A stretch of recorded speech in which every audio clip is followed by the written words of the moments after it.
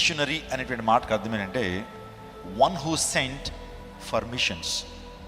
ఒక ప్రత్యేకమైనటువంటి టాస్క్ కొరకు, ప్రత్యేకమైన మిషన్ కొరకు పంపించబడేటువంటి వాడే మిషనరీ. మిషనరీ అంటే సమస్తాన్ని త్యజించి త్యాగపూర్వకంగా ఒక ప్రాంతానికి వెళ్ళి సువార్తను ప్రకటించి అక్కడ ఉన్నటువంటి ప్రజలను వెలిగించేటువంటి వాడు మిషనరీ. నేను ఎక్కువగా మిషనరీ జీవిత చరిత్రల ద్వారా ఎంతగానో ప్రేరణ పొందుతాను. వారు చేస్తున్న పరిచర్యలో మనం చేస్తున్న పరిచర్య ఒక రకంగా చెప్పాలంటే పెద్ద ఎక్కువేం కాదు.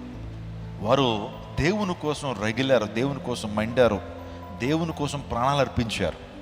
అటువంటి మిషనరీలో రీసెంట్గా నేను చదువుతున్నాను ఎడ్వర్డ్ వింటర్ క్లార్క్ అనేటువంటి వ్యక్తి గురించి చదువుతున్నప్పుడు, అతడు ఒక ఆటవిక ప్రజల దగ్గరికి వెళ్తాడండి. వాళ్ళు నరమాంసం తినేటువంటి నరమాంస భక్షకుల దగ్గరికి, చాలా భయంకరమైన క్రూరులు అనమాట. వారికి మానవత్వం తెలియదు, జంతువుల్లాగే జీవించేటువంటి వారి దగ్గరికి వెళ్ళాడండి. చాలా రిస్కీ, చాలా చాలా ప్రమాదకరమైన వ్యక్తులు.